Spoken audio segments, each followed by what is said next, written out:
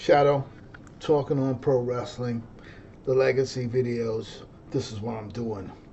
And the subject I want to discuss today is just about the thing that The Rock said after Elimination Chamber. Some of the things that Triple H said after Elimination Chamber. This is the road to WrestleMania.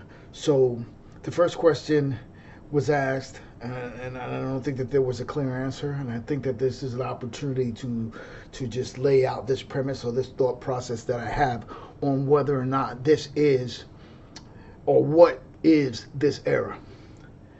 Looking at the last five years, this being 2025, 2020 starting it all, and looking at where we're going right now in the world of professional wrestling and WWE in itself, I have to say that this era would be considered the Evolution Era. Yeah, not revolution, but evolution. This is the era of evolution. The WWE is evolving like never before. Triple H taking over the company and running the company. The Rock returning and being the final boss. How he's evolved as a personality or character, and how he's turned things to another level with the WWE. When he shows up, he shows out. That's what The Rock has done. And just evolving his character in itself, what he's doing with his character. You're talking about this guy being a face or a heel, and it didn't matter what he was or what he was becoming because the fans loved it. It didn't matter what it was. The fans loved who The Rock is because of his legacy that he's left throughout the decades. It's important to understand just one very simple thing. He said he's evolving his character. He says he's taking his character to another level. Face and heel, it's time to change that thought process. He's evolving wrestling as we're watching it. Triple H is evolving wrestling as we're watching it. And then one of the greatest moments in wrestling history that goes down to like moments when Hogan turned and when other guys turned is Cena. Cena's on his last run. Cena's doing his thing. And now Cena goes from who all the other kids that everybody loves to this heel. Guy that sold his soul to The Rock, to the final boss. You really have to be excited about one thing. How Cena is going to play this character. What he's going to do being this new heel. I'm excited about that. I'm very excited about seeing what happens next. What kind of promos does Cena cut in these next couple of months leading up to the road to WrestleMania? That's evolving his character, evolving the brand. Cody Rhodes was somewhere in between of getting stagnated and stale, and now this injection of revitalizing his title run with this big match now coming up at WrestleMania against John Cena. Cody the face, Cena is the heel, or Cena is something else. The final boss is something else, something that we've never seen before. Now, of course, you can say like there's been times where the crowd turned a person from face to heel. The crowd started cheering for a face or cheering for a heel when they should have been booing a heel. You had those moments. But now you're talking about someone that is actually placating to the crowd, how the mood is, and adjusting and adapting his character to that mood. I think we're going to see that with John Cena. I think he's going to give us some great reasons for that.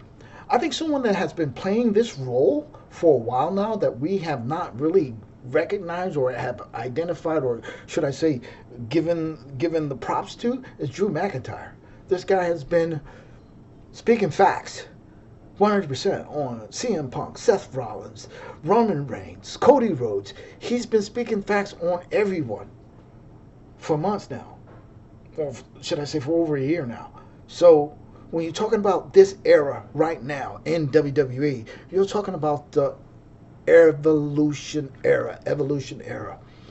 Evolution Era is the only way to describe what we're seeing. WWE to Netflix.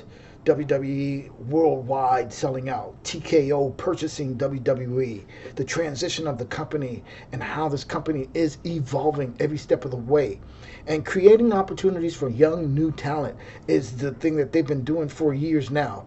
But like looking at where it's at right now and what they've done with NXT, HBK, Shawn Michaels, just taking NXT to the next level. You're talking about guys that are coming from other groups like Ricky Starks. Ricky Starks coming from AEW to WWE. The path is clear for him. All he has to do is grab that moment. And I think that that's going to be one of the most interesting and exciting things and moments that we can see in the world of professional wrestling, is that these characters that we love or love to hate evolving into something more, getting that spot, taking that spot. You look at Braun Breaker and what he's doing now, you say the future is bright. You look at Obafemi, you have to say, wow, NXT champion, taking on moves at TNA. That's evolution of this business and how this business is growing into something far more greater than what we've seen in the last several decades. Why is wrestling so good right now? This is the reason why. Then you have to also ask yourself a question of like, where does wrestling go from here? And the other groups that are out there, TNA doing business with WWE is a fantastic thing. That's good for business. Then you have to ask the question on, where's AEW at in all of this? And you think about it and you ask yourself, just be honest, not judging AEW, but where is this company going? What is this brand? What is the identity of this brand? When you hold some two brands in your hand and you say, what is this brand and what is this brand? You ask the question like, which brand is better? That's a question you ask. And then you say, well, I'm going to try this and I'm going to try that. What's generic and what's original? AEW has an opportunity to become something more. And AEW has yet to take that opportunity and maximize on this opportunity. I hope and I pray that AEW does, because what's good for business is multiple wrestling groups. But the one thing that Triple H did say, he said, we're not competing against other wrestling groups or sports entertainment groups. He said that we are competing against all sports entertainment, football, basketball, all of that. So I think that that's a smart comment. I think that it's exciting to just listen to him say that, because now, as we watch WWE hit all markets throughout the entire world, live on Netflix throughout the entire world, we're seeing this brand grow and evolve into something that we've never seen before. And I already said that, but it's just not mind-boggling. But can you just imagine the NBA playoffs and you got WWE live on TV on USA or Netflix or something live just to compete, just to see if they can get better ratings or see if the audience would gravitate towards that? Because I'll be honest with you, if there was a WWE project or show on NBA All-Star Weekend, I would have watched it, because All-Star Weekend sucked. So there is opportunity to gravitate and to grab and to pull the audience into your product, your brand, the WWE's product or brand. So I'm excited to see what happens, but I do have to stick with what The Rock said, because it really makes a lot of sense on like what other WWE superstars can evolve into this other character where there's no face, there's no heel, there's just speaking from the heart, there's just people evolving into something more than what they have been these past few years. Guys that are at the precipice or at the very edge of becoming superstars have an opportunity to shine. Triple H says you have to grab that spot, you have to grab that moment to where it speaks clear that you are the main event for WrestleMania, that you get a spot at WrestleMania. And I'm excited to see that, because Bianca Belair, which we'll most likely see, it'll be Rhea Ripley and Bianca Belair, that's going to be fantastic. Could it be a main event on WrestleMania night? I think it could, because Bianca and Rhea Ripley would tear the house down. 5-star match, absolutely. So I think that there is an opportunity for these two women, or if it's Io Sky, but for these women to really showcase what they can do. Cutting promos, hyping up the match, getting people excited to see this match or see a match like this as the main event. But then you also look at Jey Uso and Gunther, and you have to ask the questions like, do they deserve that last spot on the first night? You ask that question and you have to say, there's a possibility. Now, I see that there are limitations to Jey Uso when it comes to cutting promos, but like you cannot deny how popular he is, how freaking elevated this guy is. He's not like the most fantastic wrestler in the ring. He's got a couple of great spots and great moves that he does in the ring, but he has got the crowd to gravitate towards him and what he does, and that's what makes him so exciting to watch. When it comes to Gunther, it's in-ring general. He is that thing. He's not the best promo cutter, but this guy can sell a match.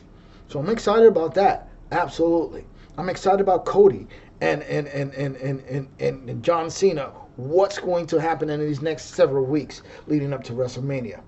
But you also have to ask this question, where does that leave CM Punk? My personal opinion, I see CM Punk and Logan Paul at WrestleMania. All the media attention could be gravitated towards these two guys leading up to a 5-star match. They could steal the show at WrestleMania. They can do all of that. If it was me as a booker, I would be looking at building a path towards that match. CM Punk, Logan Paul, WrestleMania. Now, when you think about, and you have to ask the question of who else or what else is there, Damian Priest and Drew McIntyre. Drew McIntyre is a master at cutting promos. He doesn't go too far, but he goes right to the edge of really cutting really dynamic promos. I mean, the promo he cut on John Cena was immaculate. The promo he cut on Cody, the promos he's cut on Cena Punk, Seth Rollins. He's cut promos on guys, and it was like, I want to see the match. So him and Priest, I think that there's an opportunity there where these two former world champions can really step up and generate something really nice and special and magical leading towards WrestleMania. So the overall picture is that the WWE is evolving into a product that has never been seen before and evolving into a product that we should be excited about. I'm excited about it, and I'm excited about where we're going with WrestleMania. And Jade Cargill, her running, everything she's done now that she's returned, fantastic. Now, yeah, of course, this woman can't cut promos, but there's an opportunity to build towards that. Build towards whatever you're building towards for Jade Cargill. It's going to be fantastic. In ring, I'm hoping that she has worked on her craft to get better. So we could see some, because as soon as she comes out, man, everybody goes crazy. So Jade Cargill, I think that there's opportunity there. I will say this because I have to be honest, and that's Tiffany Stratton. Tiffany Stratton. She is, to me, in my opinion, from what I see on television, not ready for the spot. The title being on her, I don't think she's ready. Her in-ring performance, she messes up a lot of spots. She has a great finisher, fantastic finisher. She should never talk on television ever again. 2, 3 lines, 5 lines max. Don't say nothing else. And that's it. The problem is that she's facing Charlotte Flair. And Charlotte is a legend to be, or soon to be legend. And Charlotte can cut a promo to build up towards something very well. In ring, she's a master. Just like her father. But the real question is, can Tiffany roll with Charlotte? That's the question that I don't feel confident in answering, other than Charlotte should squash her. This could turn into a shoot. Charlotte could shoot on her, just saying, like, I am Charlotte Flair and I'm facing this girl at WrestleMania. That's just my thoughts. Who knows? She may shock everyone and really step up. Tiffany may have a Tiffy time and Tiffy moment at WrestleMania. We shall see. But Charlotte is, you need to put her with someone that you're going to have 5-star match with. But that's only my opinion. So it is what it is. Shadow's Take, talk on pro wrestling, top wrestling.